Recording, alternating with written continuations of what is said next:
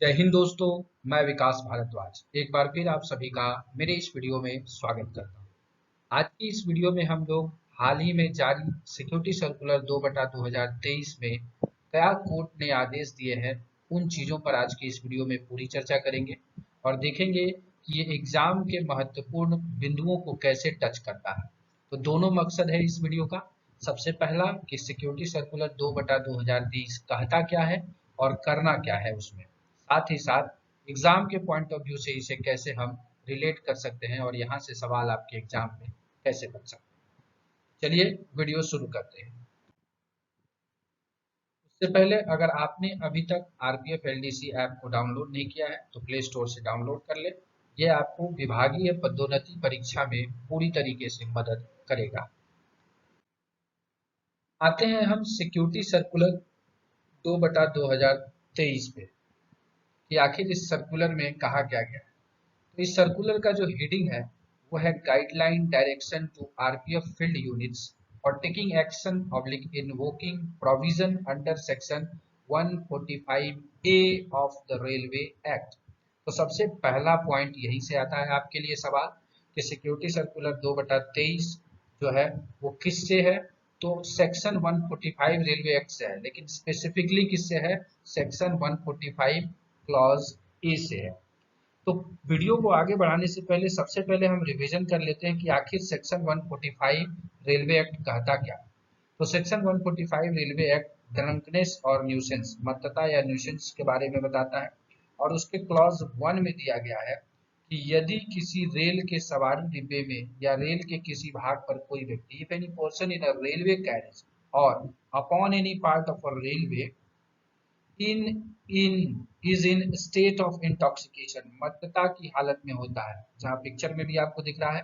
तो इसी पहले पॉइंट पर ही कोर्ट ने डायरेक्शन दिया है और क्या कुछ डायरेक्शन दिया है आगे उसको देखेंगे। तो पहला क्या है, 145 के ए में है इंटॉक्सिकेशन के बारे में। वहीं 145 के बी में देता है कि कमिट्स एनी न्यूसेंस और एक्ट ऑफ इनडिसेंसी और यूजेस अब्यूजिव और ऑब्सीन लैंग्वेजेस, गाली गलौज करता है या अश्लील भाषा का प्रयोग करके जो है न्यूसेंस क्रिएट करता है। ये है 145 के क्लॉज बी में। आते हैं देखते हैं 145 के क्लॉज सी क्या कहता है।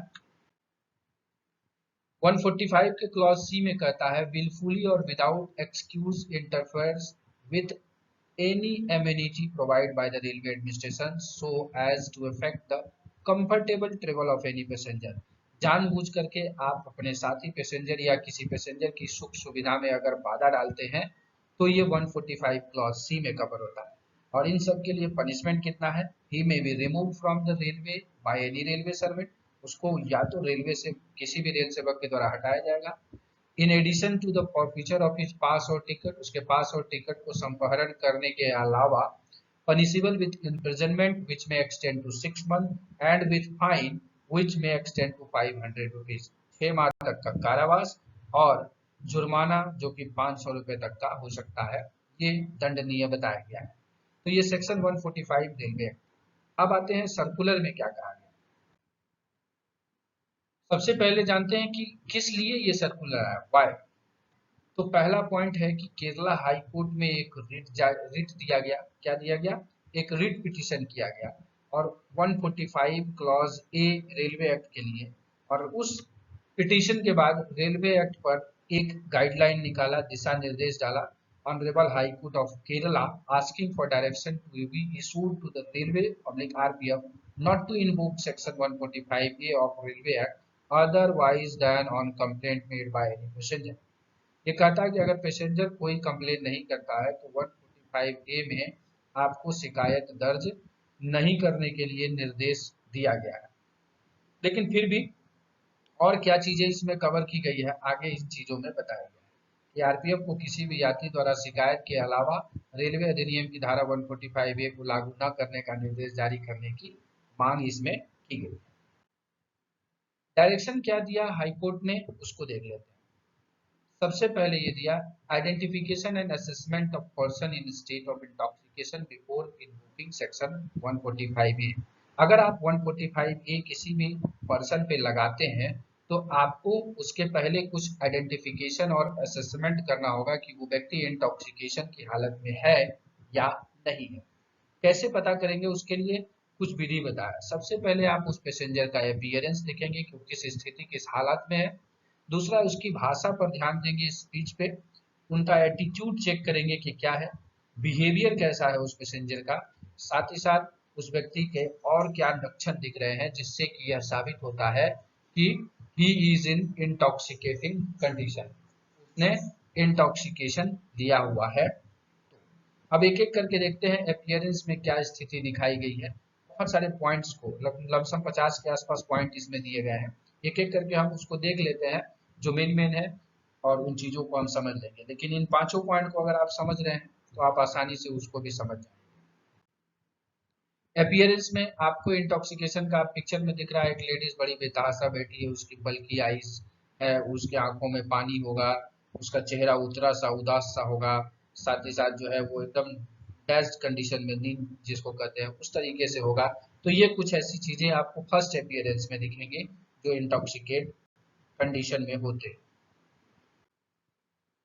इसके बाद उसकी भाषा पर आप ध्यान देंगे तो वो लाउड लाउड बोलेगा, नॉइजी स्पीच बोलेगा, हमेशा जल्दी जल्दी बोलेगा, या फिर कुछ और भी चीजें जो है बोलता रहेगा, अनाप शनाप की बातें बोलेगा, आपका स्लो रिस्पॉन्स करेगा आपकी किसी बात का, कोई स्टेटमेंट रिपीटेटिव बोलेगा, मतलब किसी एक बात पे जाके अटक जाएगा, वो इसी बात को पकड़े हुए रहेगा। तो ये उसकी भाषा से पता चलेगा कि ही इज या ही सी इज इन इंटॉक्सिकेट कंडीशन, वो इंटॉक्सिकेट कंडीशन में है।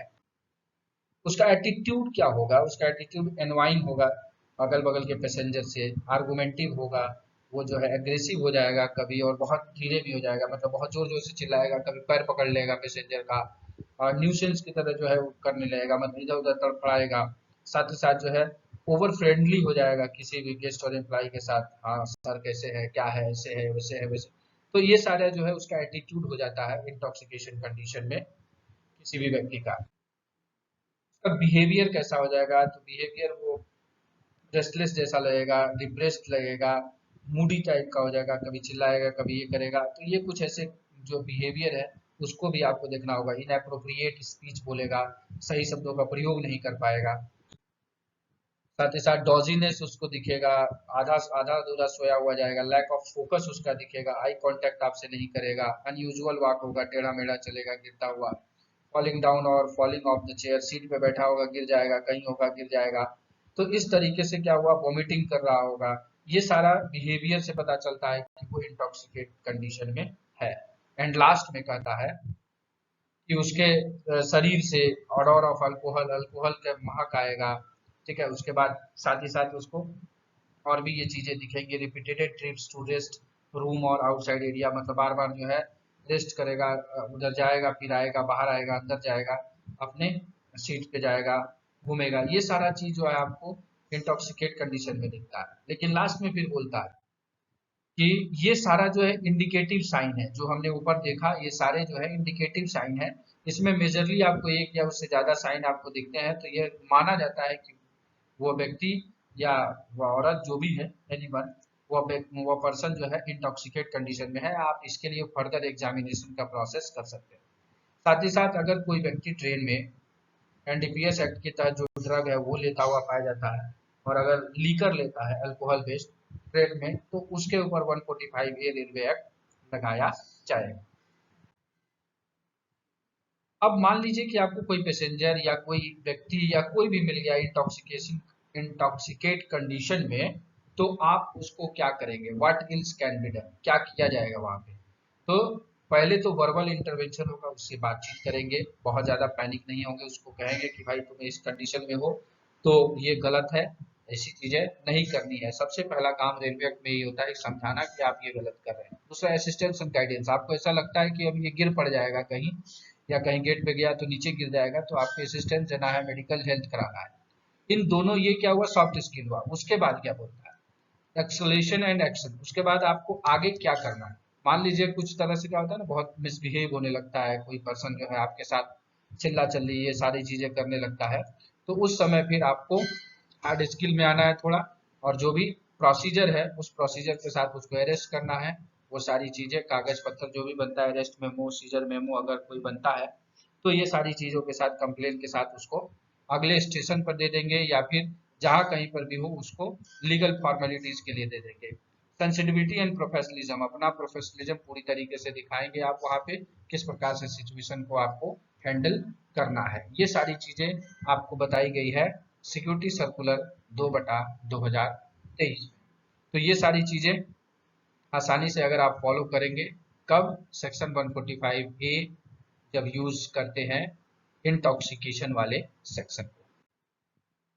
तो आशा करते हैं कि इस डिस्कशन में आप बहुत सारी चीज़ों को सीख चुके होंगे, क्या कुछ करना है क्या नहीं करना है, कैसे सिचुएशन को देखना है। अगर आपको यह वीडियो अच्छा लगा हो तो लाइक करके मोटिवेशन बढ़ाइएगा। साथ ही साथ चैनल पे पहली बार आए हैं तो सब्सक्राइब करके बेल आइकन प्रेस कर दीजिएगा, ताकि मेरे द्वारा बनाए गए वीडियो के नोटिफिकेशन आपके पास समय से पहुंच जाए। At last, thanks for watching this video.